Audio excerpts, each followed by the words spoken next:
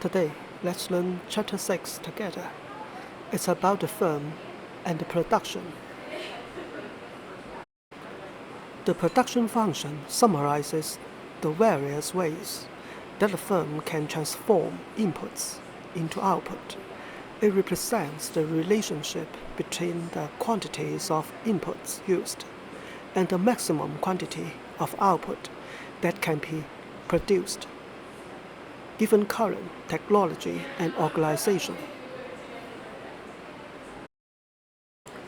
The output can be expressed as a function of inputs, like labor and capital. Q represents Q unit of output, such as cars. L is the units of labor, such as the number of workers or the hours of work per day, while K is the units of capital, like the steel used in car production. Notice that the production function shows only the maximum amount of output that can be produced from given levels of labor and capital. A firm can adjust its inputs to produce efficiently. According to how many inputs the firm can change, the production can be divided into the short-run production and the long-run production. The short run is a period that at least one factor of production cannot be varied. A factor that a firm cannot vary practically in the short run is called a fixed input.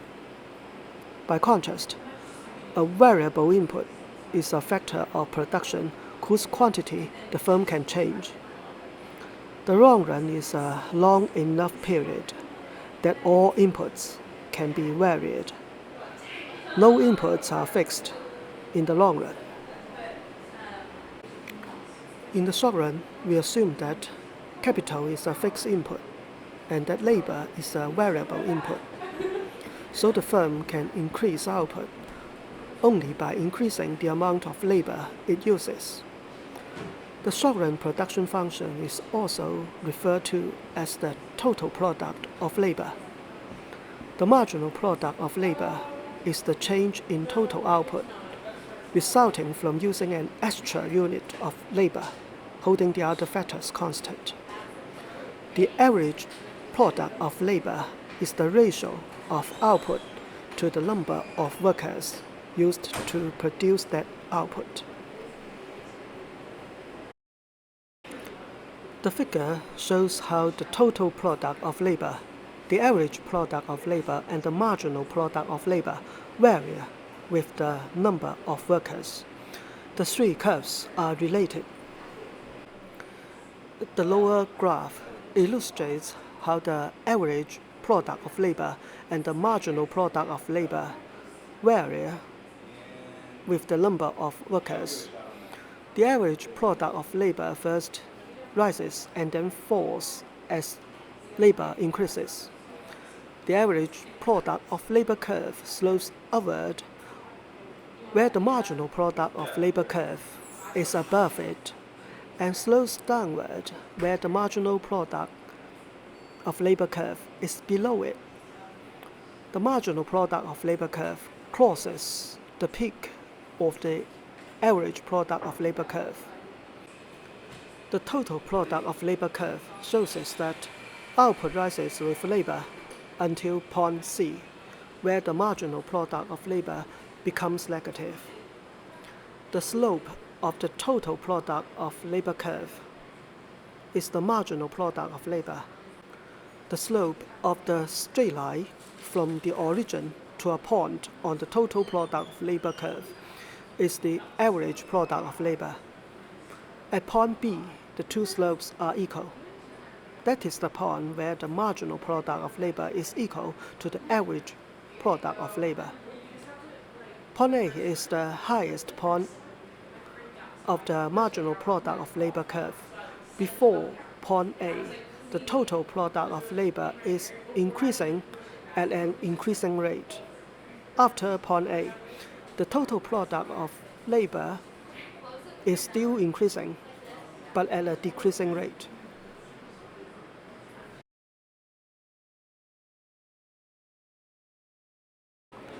The law of diminishing marginal returns states that if a firm keeps increasing an input, holding all other inputs and the technology constant, the corresponding increases in output will eventually become smaller. That is, if only one input is increased, the marginal product of that input will eventually diminish.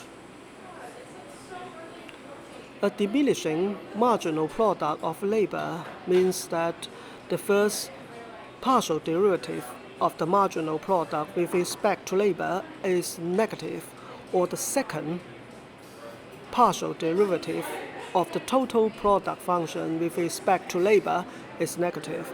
It is the part of the curve after point A. The total product of labor curve is concave in this part.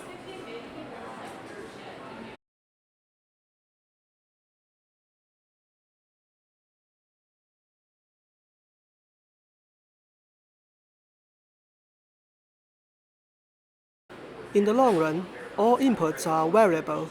A firm can substitute one input for another while producing the same level of output.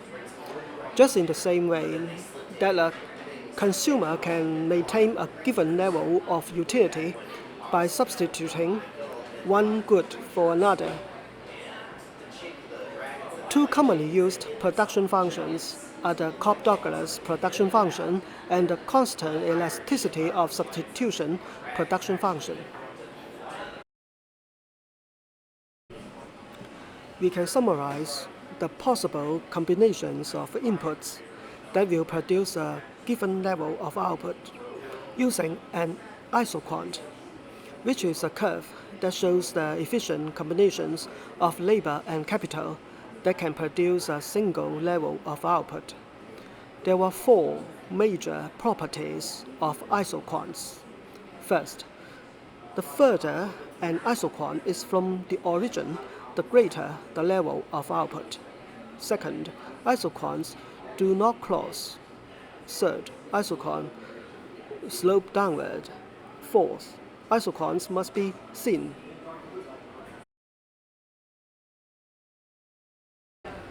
The curvature of an isoquant shows how readily a firm can substitute one input for another. If the inputs are perfect substitutes, each isoquant is a straight line, and it is called the linear production function.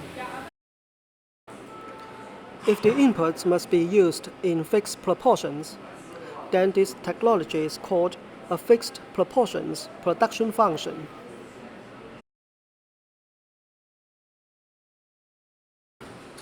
Typical isoquants lie between the extreme cases of straight lines and right angles. Along a curved isoquant, the ability to substitute one input for another varies. The slope of an isoquant is called the marginal rate of technical substitution. It tells us how many units of capital the firm can replace with an extra unit of labor while holding output constant. Because isoquants slow downward, the marginal rate of technical substitution is negative. It can be proved that the marginal rate of technical substitution is equal to the negative of the ratio of the marginal product of labor over the marginal product of capital.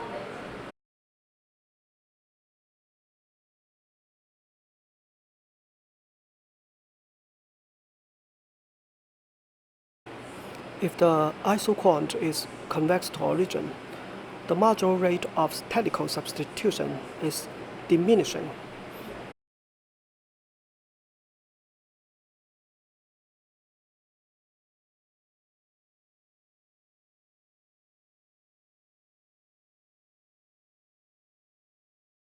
We defined the elasticity of substitution, sigma, as the percentage change in the capital labor ratio divided by the percentage change in the marginal rate of technical substitution.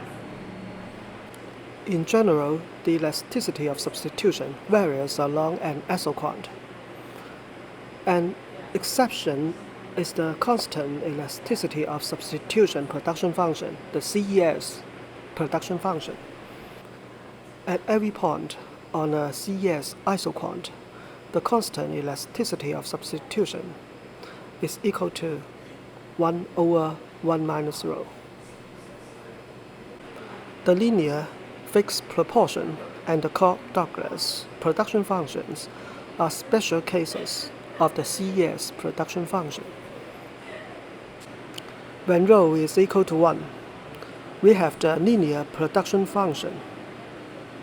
At every point along a linear isoquant, the elasticity of substitution is infinity. The two inputs are perfect substitutes. When rho approaches negative infinity, the CES production function approaches the fixed proportion production function, which has right-angle isoquants. The elasticity of substitution approaches 0. Substitution between the inputs is impossible. As rho approaches 0, a CES production function approaches a Cobb-Douglas production function. It has a unit elasticity of substitution.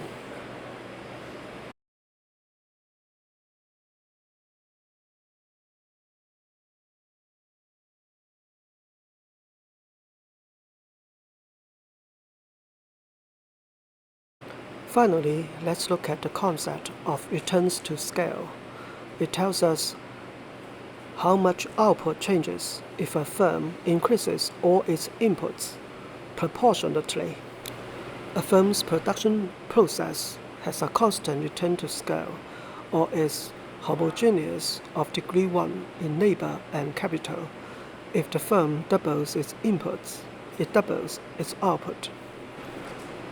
If output rises more than in proportion to the increase in all inputs, the production function is said to exhibit increasing returns to scale. If output rises less than in proportion to the increase in all inputs, the production function exhibits decreasing returns to scale.